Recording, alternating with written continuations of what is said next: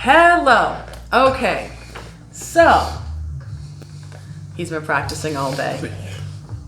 Today we are going back to reviewing the Secret Elders Manual with Big D. But that doesn't sound like a secret. That sounds like a spaceship. Shepherd the flock of God. Wait, is that when somebody says a secret and you're like, ooh? Yeah. We are back with Big D for another review of Shepherd the Flock of God. Don't forget to thumbs up and subscribe. Please subscribe. All right. Today's topic, we are going to discuss how Watchtower Bible and Tract Society directs the elders and the congregation to manage child abuse. Do you want to say, let's do it?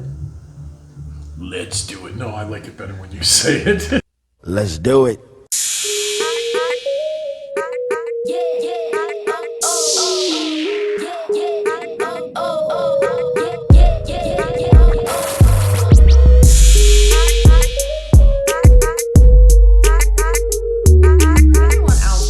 Not know what the Secret Elders Manual is and might be asking, What is the Secret Elders Manual? Well, I'm glad you asked. The Secret Elders Manual, not so secret. Bedtime stories, bedtime stories. It is a manual that the elders receive once they are blessed and chosen by God. They're the governing body. Correct. So, and this comes directly from God? Or That sounds like a question for Tight Pants Tony. Yeah. I prefer Stephen Lett. I mean, if he doesn't tell you to get out by his facial expressions, I don't know what would. Come, children, join us. Yes, come play with us. Yeah, he's a freak.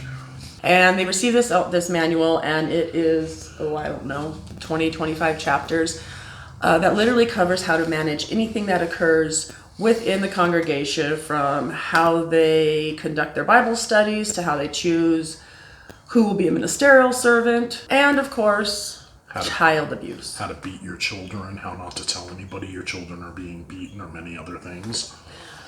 You're part right. There is the do not tell anybody, but there is not a section on how to beat your children. That's it, the secret Elders Manual. Possibly. Yes. So let's just jump into it. You guys know as usual that anything I think is boring or does not need to be reviewed because it's repetitive, we're just going to skip through. I'm into torture, but not that kind of torture. Elders should adhere closely to the direction in this chapter when a matter involving child abuse comes to their attention. Doing so will uphold the sanctity of Jehovah's name and contribute toward the safety of minors. We know that they are always wanting to uphold Jehovah's name. Yeah. But do they really contribute toward the safety of minors? Not from anything I have heard.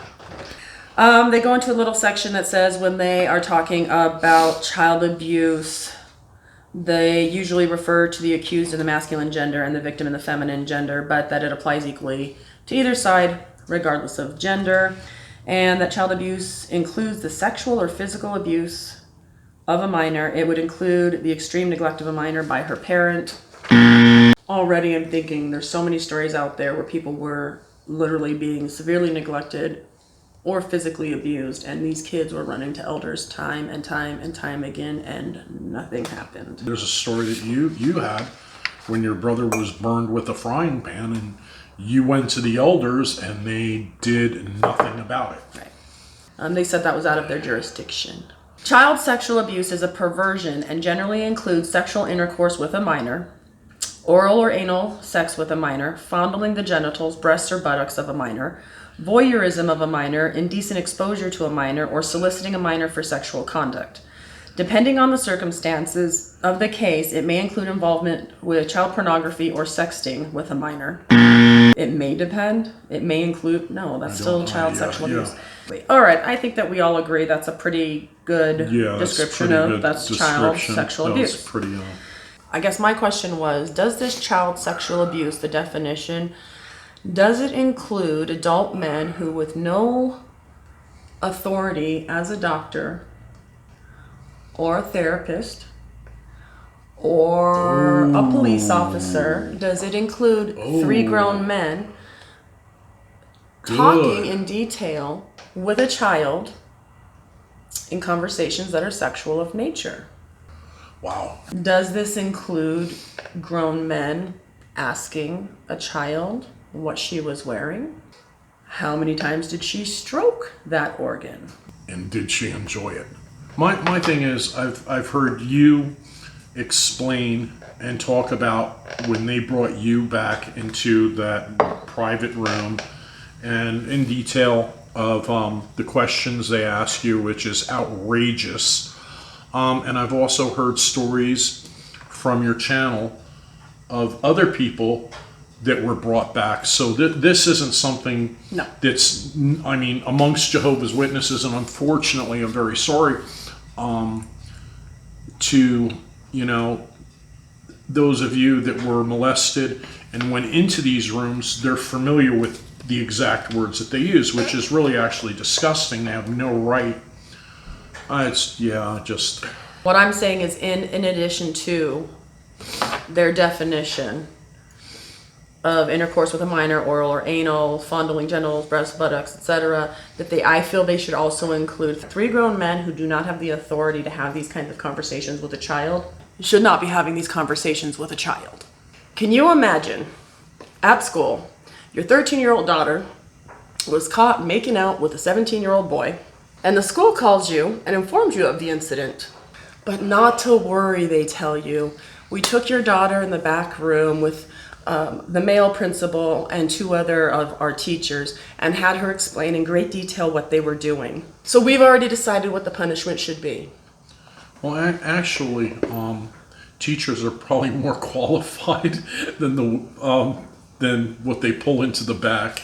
True. Yeah. You'd be out of your damn mind. There would be no way that you would allow three adult males in their school to sit there and question your 13-year-old daughter on what she was doing sexually with another boy.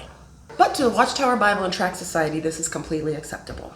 From the Bible's standpoint, child sexual abuse is a gross sin. Any of these chapters or anything having to do with child sexual abuse, they focus more on it being a sin and less on it being a crime. You shouldn't have to read the Bible to get information saying, oh, this isn't right. Of course, It's not right. Jehovah's Witnesses abhor child sexual abuse. If anybody takes action against someone who would threaten our young ones and takes action to protect our young ones, it's Jehovah's organization. Thus, the congregation will not shield any perpetrator of such repugnant acts from the consequences of his sin. They're focusing here on it being a sin. But within the congregation, ours is a spiritual protection. When we're talking about physical protection, that's up to the secular authorities to provide. And they do consequences as far as it's being a sin. You lose your privileges and you can't carry the microphone anymore. Oh my God, I'd be devastated. And then maybe people won't be able to talk to you for a little bit.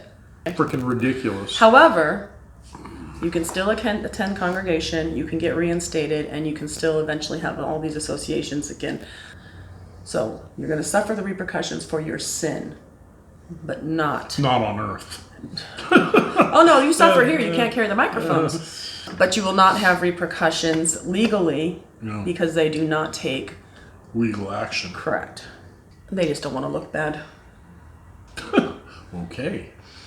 The congregation's handling of an accusation of child sexual abuse is not intended to replace the secular authorities' handling of the matter. So what they're saying is they're not doing this to replace legal action. They're saying that this is separate, but it does. They do not report it to the authorities. They do use, it may not be intended, but they do use, the congregation's handling does replace any kind of law, legal authority. Therefore, the victim, her parents, or anyone else who reports such an allegation to the elders should be clearly informed that they have the right to report the matter to the secular authorities. What I know from experience is that the parents, will use the example, will say, well, do you think we should, or is it going to be managed here? They believe that Jehovah has higher authority than legal authority, higher authority than man. And because the elders are appointed by Jehovah, they really, really do trust whatever the elders say. And we're going to find out later on in here that even when they are asked, if they're directly asked, should we report this? Should we seek therapy? The elders will not give a yes or no answer. They will just read some scriptures, and those scriptures generally fall around. It will give the impression we'll yes. handle it in-house. Correct. Legal considerations. Okay. Child abuse is a crime. Finally, they said it. All right. Now, this is where it gets key. In some jurisdictions, individuals who learn of an allegation of child abuse may be obligated by law to report the allegation to the secular authorities. So, what this means, as most of you know, is in some states, clergy are mandated. They have to, under no circumstances, they have to report it. And in other states, they are not mandated. Now, what I would like to do is pause here and share with all of you a letter I received from a Jehovah's Witness a couple of weeks ago in regards to the matter of child sexual abuse. I'm about to trigger a lot of you out there because you all know this is complete BS. But this is a modern explanation of how they claim to handle child abuse.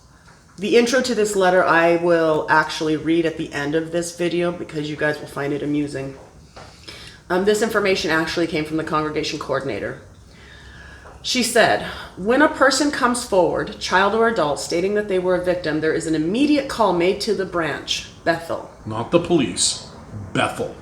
From there, specific guidance is given as to what will happen next and needs to happen to ensure consistency and adherence to law. Whose law? Man's law. Yeah, okay. She writes, this will vary state to state. Okay. That phone call to Bethel is simply to find out whether or not they are mandated in their state to report. That's it. Why waste their time in Bethel? Just call the police. Isn't that the correct thing to do? We're not talking about the correct thing to do. We're talking about the spiritually safe thing to do for the congregation. Oh yeah, spiritually safe. Hide the pedophile. For instance, in the state of Idaho, it is actually illegal for a clergyman to report any sexual abuse to law enforcement on behalf of the victim or alleged perpetrator. It's illegal? You're telling me in the state of Idaho that it's illegal for that pastor, minister, or clergy to report it to the police? No, I'm not telling you that. She's telling you that.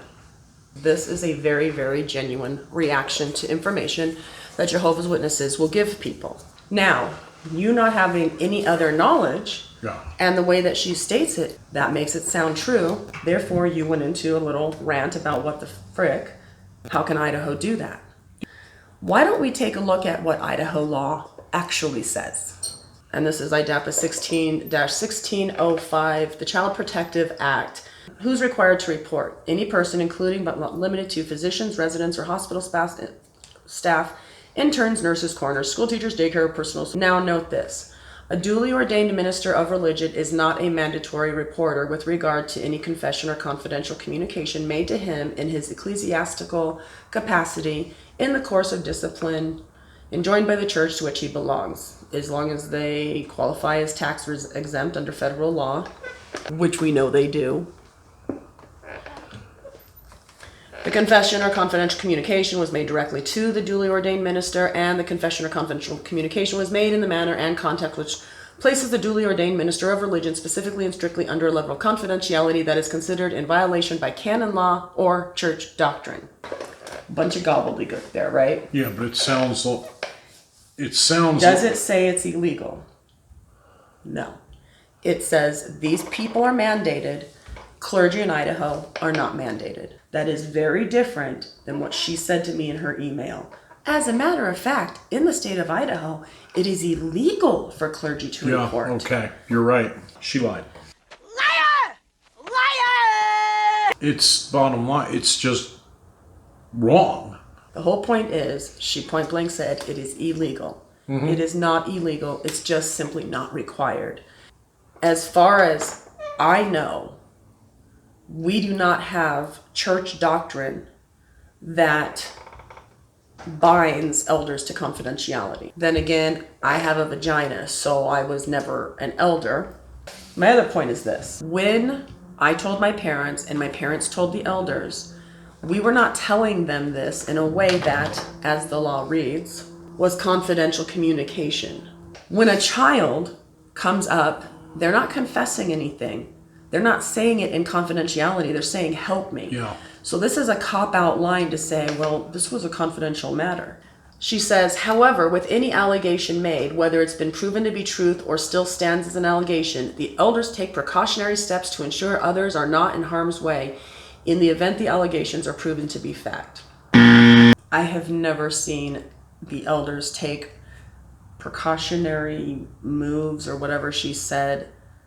And if they do, they're just temporary because They don't tell anybody. No, that's obvious.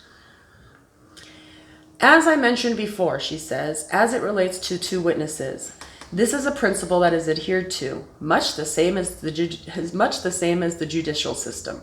I argued this in another video of mine. I think it was Trolling the Trolls, when someone said, well, of course they require two witnesses. That's how it is in the regular legal system. No, it's not. No. If two witnesses were enough, we wouldn't need a jury of 12 to decipher the situation. Yeah.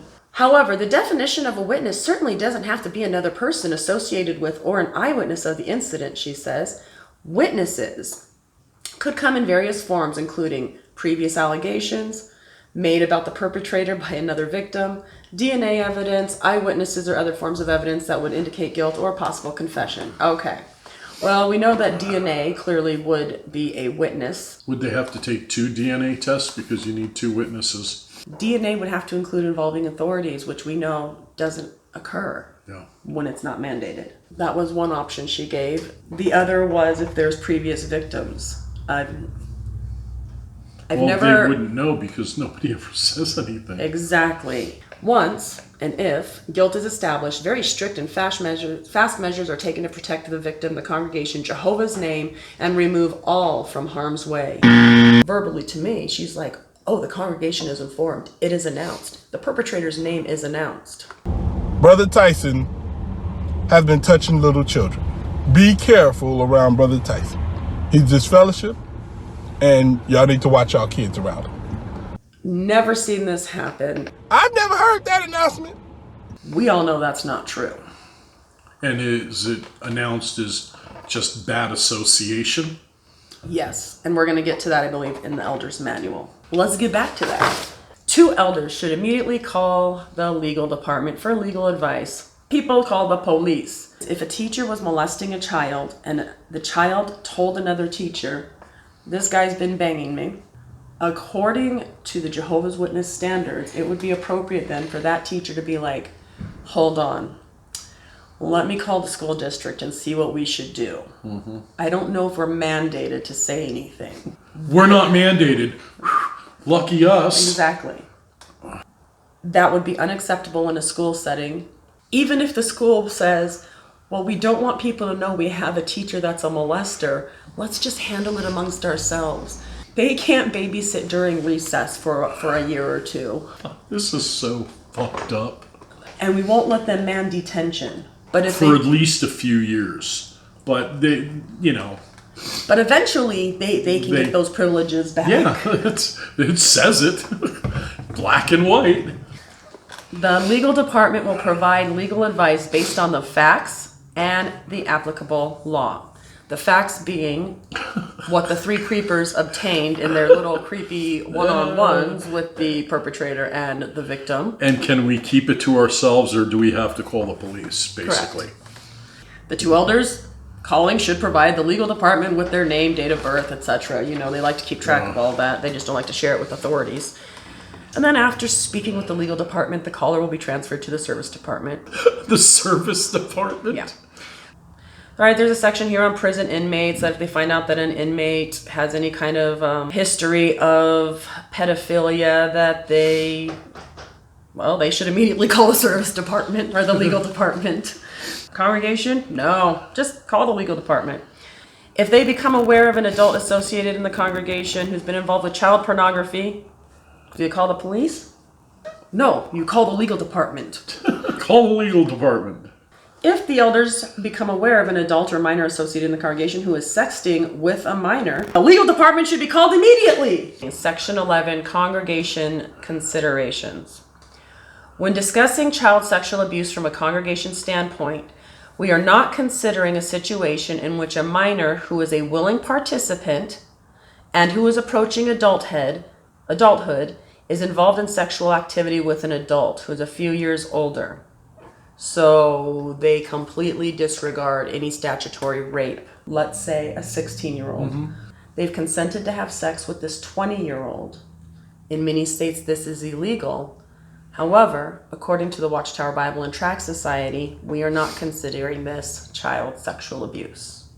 That's interesting how they tap on a few years. Yeah. That kind of leaves an open window. Well, and here's the thing, though. If that's considered statutory rape, that's considered statutory rape. You can't make your own rule. Well, apparently you can. You know, if our daughter was 17 and dating a 19-year-old, No, I wouldn't have a problem with that. that's kind of, But that's my judgment call as a parent. Yeah. As an organization, you don't get to make that call because thank you. a 17-year-old, whether people like it or not, it's still considered, and maybe not in Alabama, Arkansas. I apologize to any of my viewers from Alabama or Arkansas. Leave that out. Hi, Mom.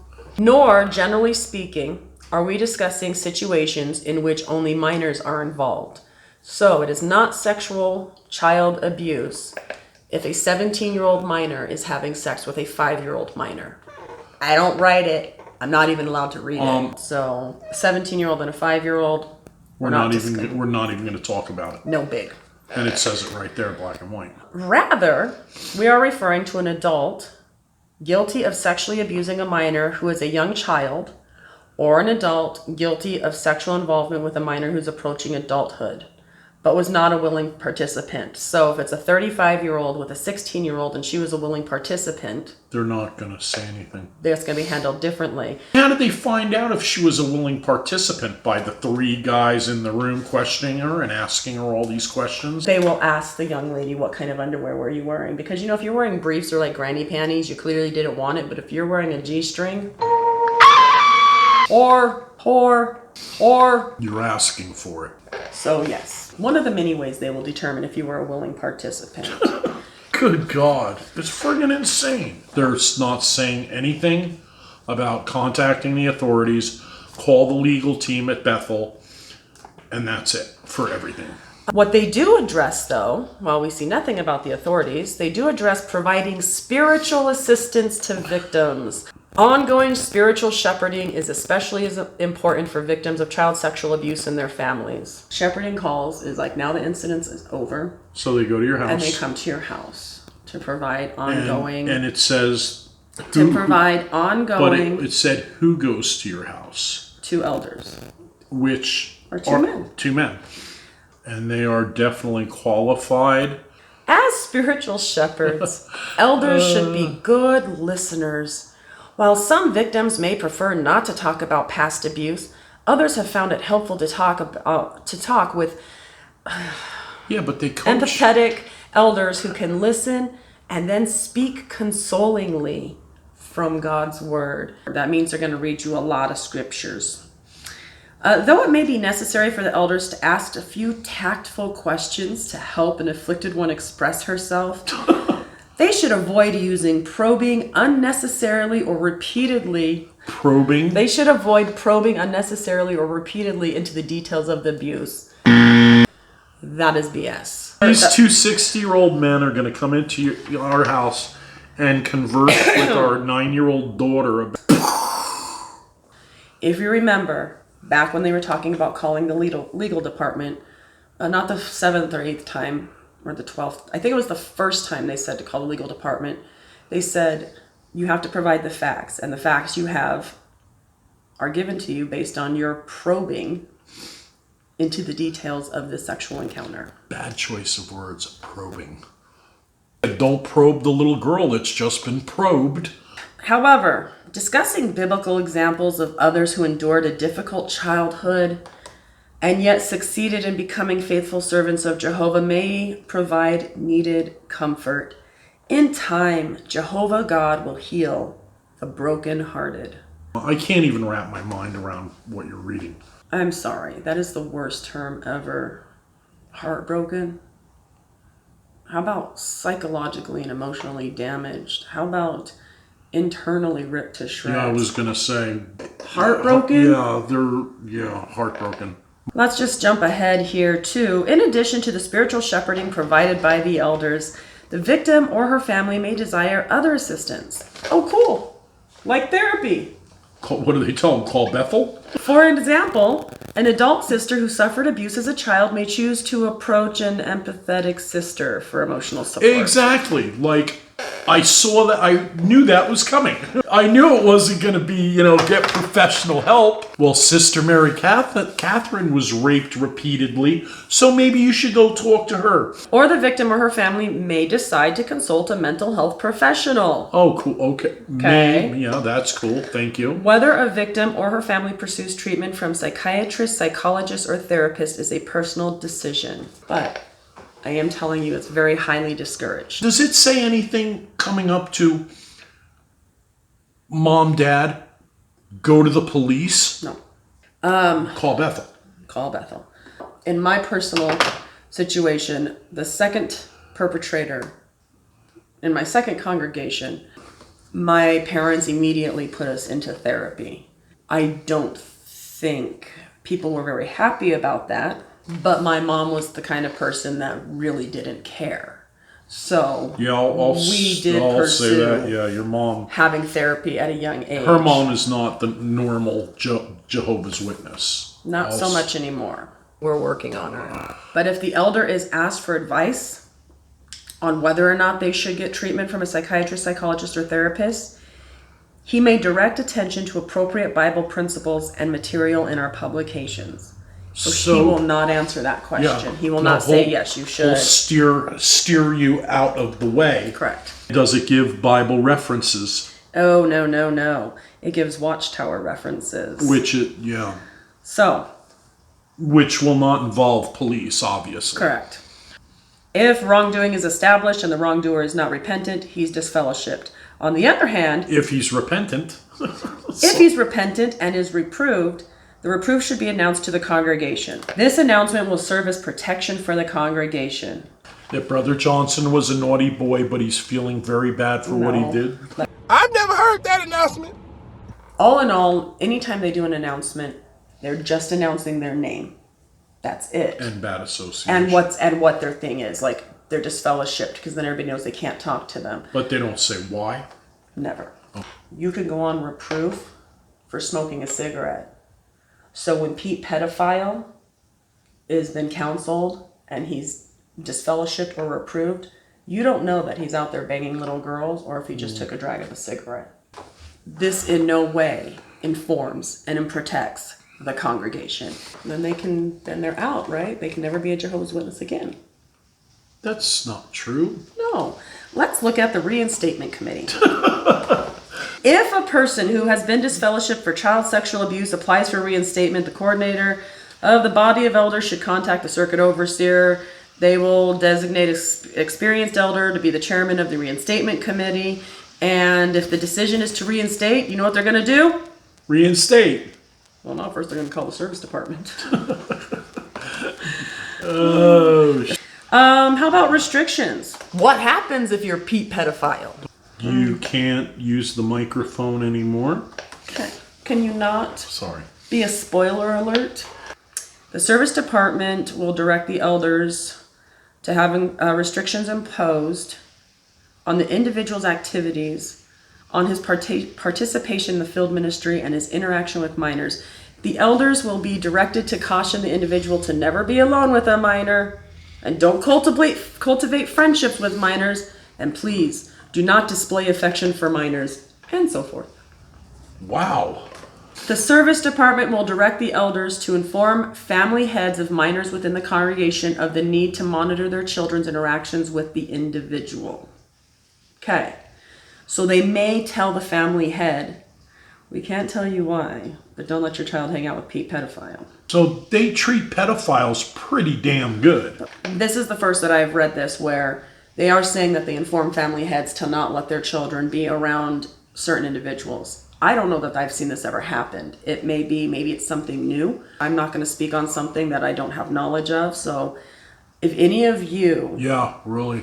were in a situation like maybe as a head of the household, if there was a pedophile in the congregation, were you informed of this? Were you told don't let your kids around this? In our congregation, there was a known pedophile, and I knew because he had abused some of my friends, and my mom was one that would kind of openly mock people, and so she did reference this person as Pete pedophile.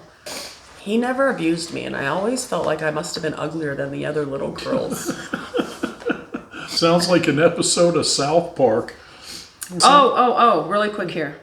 There's a qualifying line when it says that they will inform family heads. The qualifying line says, the elders will only take this step only if directed to do so by the service department. So no, that's not regular. Wow. Only if directed by the service department. Right. All right.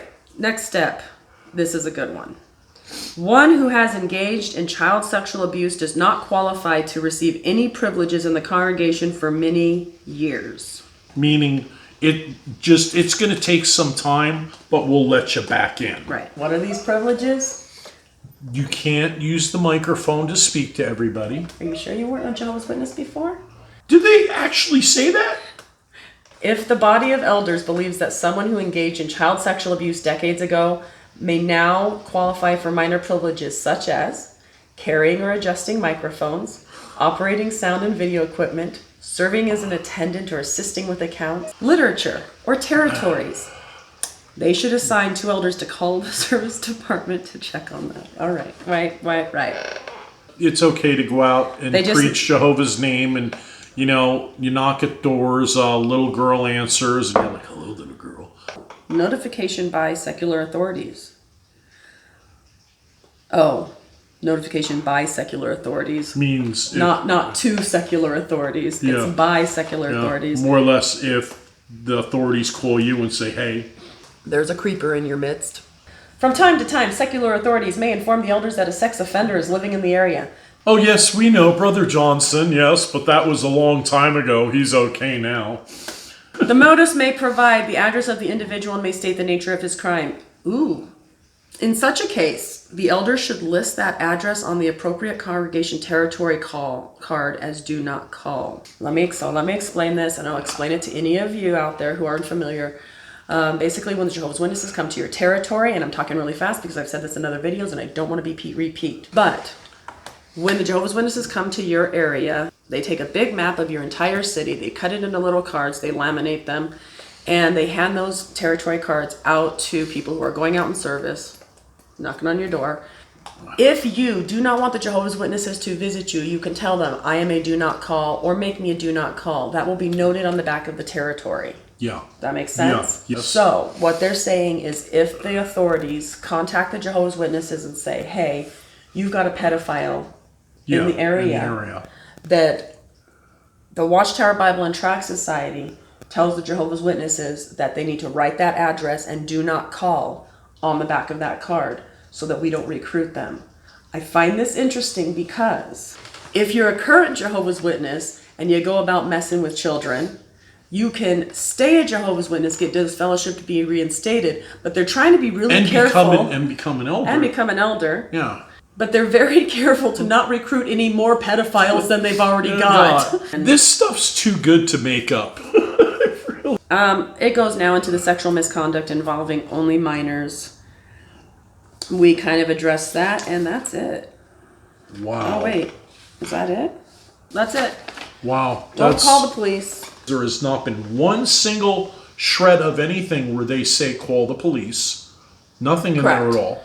So to summarize, call the legal department,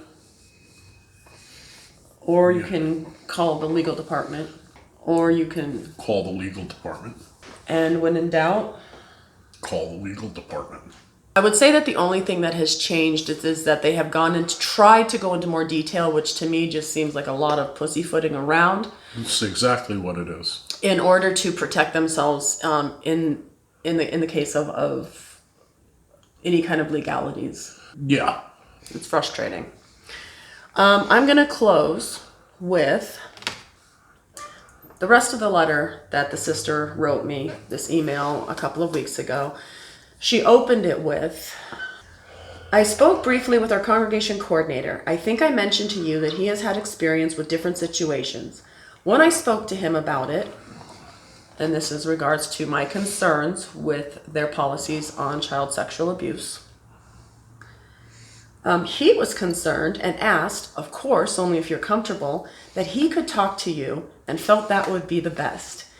She ends it with, I really think you would find relief in speaking with our congregation coordinator, and he is going to have much better input than my details above. He is a wonderful person and will be a tremendous source of help for you on this. I think it would be good. Because he's going to call Bethel?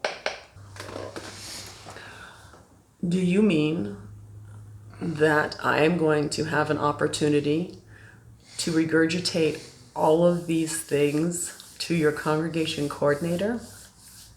Oh yes, we will be having that conversation. Please tell me again how it's illegal for clergy to report any kind of child abuse in Idaho.